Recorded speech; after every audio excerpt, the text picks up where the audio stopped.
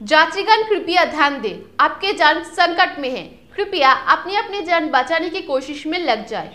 New Delhi স্টেশনে এমনই যাত্রীদের হুড়ুড়ি লেগে গিয়েছিল এবং তাতে কমপক্ষে 20 জনেরও বেশি মানুষ মারা যায়, প্রচুর মানুষ আহত হয়। এবং শুধুমাত্র নিউ দিল্লিতে নয়, বিভিন্ন স্টেশনে বিভিন্ন রাজ্য থেকে এমন ছবি উঠে আসছে যা দেখে সিরিয়াসলি মনে হচ্ছে যে মহাকুম্ভতে সেই পুণ্যার্থীরা কি মোক্ষ প্রাপ্ত করতে যাচ্ছে নাকি সেটাকে ছিনিয়ে আনতে যাচ্ছে।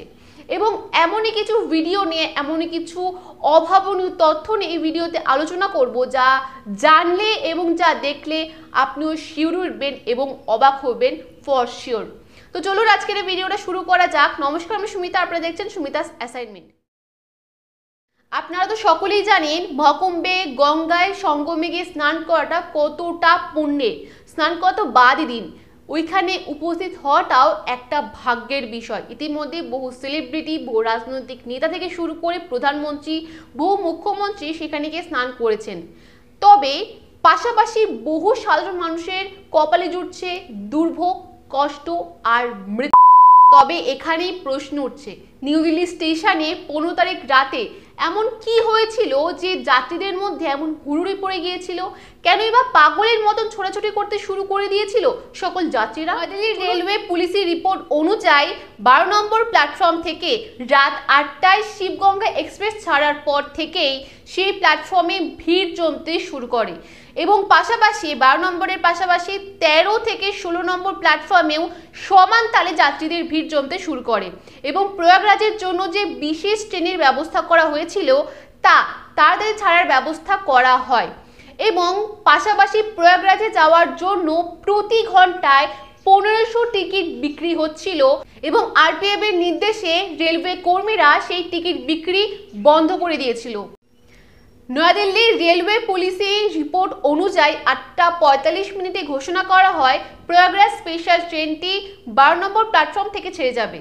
তবে তার কিছুক্ষণ পরে ঘোষণা করা হয় সেই ট্রেনটি 12 নম্বরে নয়, সেই ট্রেনটি আসবে 16 নম্বরে এবং পাশাপাশি 12 নম্বর থেকে 16 নম্বরে যাওয়ার জন্য যাত্রীদের মধ্যে হুড়োহুড়ি লেগে যায় এবং তার পাশাপাশি অন্যান্য ট্রেন থেকেও যাত্রীরা নামছিল, উঠছিল এবং তারা সকলেই ফুট ওভার ব্রিজটি ব্যবহার করছিল এবং স্বাভাবিকভাবে সব মিলিয়ে যাত্রীদের মধ্যে শনিবার রাতে মারাত্মকভাবে হুড়োহুড়ি লেগে গিয়েছিল এবং যার জন্য আহতের সংখ্যা কয়েকশো আর নিহতের সংখ্যা প্রায় 20-এরও বেশি। বুঝতে পারছেন রেলওয়ে শুধুমাত্র একটি ভুল ঘোষণার জন্য কতটা হয়রানির শিকার হতে হয়েছে সাধারণ যাত্রীদের। এবং আপনি যদি এখন ভেবে থাকেন যে এমন অবস্থা শুধু নিউ দিল্লিতে হয়েছে, তাহলে আপনি ভুল ভাবছেন। এটা দেখুন, এটি হচ্ছে পাটনা স্টেশনের ছবি এবং রেলওয়ে কর্তৃপক্ষ এই ভিড় সামাল দিতে কতটা ব্যর্থ সেটা আপনি ছবি দেখেই বুঝতে পারছেন। এবার এই ছবিটি দেখুন, এটা হচ্ছে মধ্যপ্রদেশের কাটনি স্টেশনে ভিড়। পূর্ব ঘোষণা ছাড়াই ট্রেনের রুট বদল করা হয়েছে এবং রেলওয়ে কর্তৃপক্ষের একটি ভুল ঘোষণার ফলে এমন হয়রানির শিকার হতে হয়েছে সমস্ত যাত্রীদের। প্রায় 1.5 মাসের বেশি চলা এই মহাকুম্ভের তীর্থস্থানে বহু পুণ্যার্থী যাচ্ছে, বহু পুণ্যার্থী স্নান করছে, মোক্ষ লাভ করছে। তবে বিভিন্ন রাজ্য থেকে এমন ছবি, এমন বিশৃঙ্খল ঘটনা উঠে আসছে যা দেখে মনে হচ্ছে এরা মহাকুম্ভ থেকে কি পুণ্য লাভ করতে যাচ্ছে নাকি আরো পাপ বাড়াতে যাচ্ছে। এটা একবার দেখুন, একটি যুবক ট্রেনে উঠতে পারেনি বলে সে ট্রেনের চাকা এবং ট্রেনের যাত্রীদের ওপর কিভাবে জল স্প্রে করছে, রাগের বশে, জেদের বশে এমন কাজ করছে। এবার এটা দেখুন, এসি কোচের কামরা খুলছে না বলে সেটার ভাঙা হচ্ছে একটি শক্তপোক্ত যন্ত্র দিয়ে, সেই ট্রেনের কোচটি কিভাবে ভাঙার চেষ্টা চালাচ্ছে এক যুবক। এবার পাশাপাশি এটা দেখুন, একটি যুবক ট্রেনে উঠতে পারছে না তাই বলে সে যে ট্রেনের জানলা হয় সেগুলোকে ভাঙছে, টেলি ভেঙেও ফেলেছে এবং পাশাপাশি ট্রেনে থাকা যাত্রীদের ওপরও হামলা চালাচ্ছে, তাদের রক্ত ঝরাচ্ছে, আহত করছে তাদের। এবং এত সব সাধ্য সাধনা করে এরা যদি মহাকুম্ভে চলেও যায় তাহলে কি সত্যি এরা মোক্ষ প্রাপ্ত করতে পারবে? যদি আপনি মনে করেন ট্রেন রুটেই এমন অবস্থা, তাহলে আমি আপনাকে আবারও ভুল প্রমাণ করছি। বাসেও এমনই অবস্থা এবং এমনই পরিস্থিতি। ঘন্টার পর ঘন্টা বহু বাস জাস্ট দাঁড়িয়ে রয়েছে এবং পাশাপাশি বহু দুর্ঘটনা ঘটছে।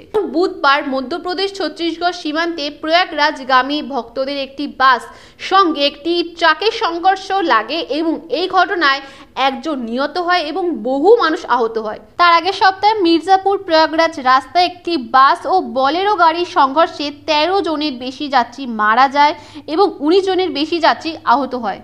পূর্ণতীর্থ মহাকুম্ভের আরও একটি ডার্ক সাইড নিয়ে আপনাদের সঙ্গে আলোচনা করছি।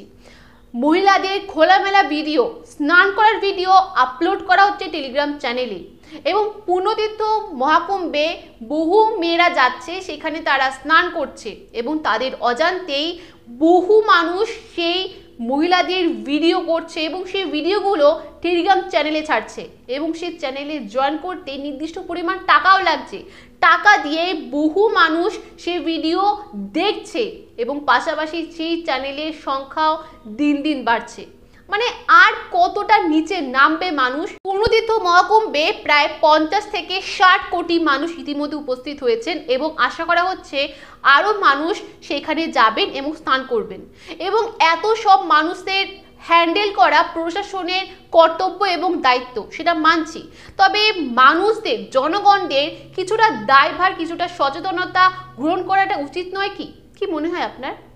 আমি দেখা করছি অন্য কোনো ভিডিও নিয়ে, অন্য কোনো নিউজের সঙ্গে, অন্য কোনো অভাবনীয় ঘটনার সঙ্গে। ততক্ষণের জন্য সুস্থ থাকুন, ভালো থাকুন এবং ভালো রাখুন। জয় হিন্দ।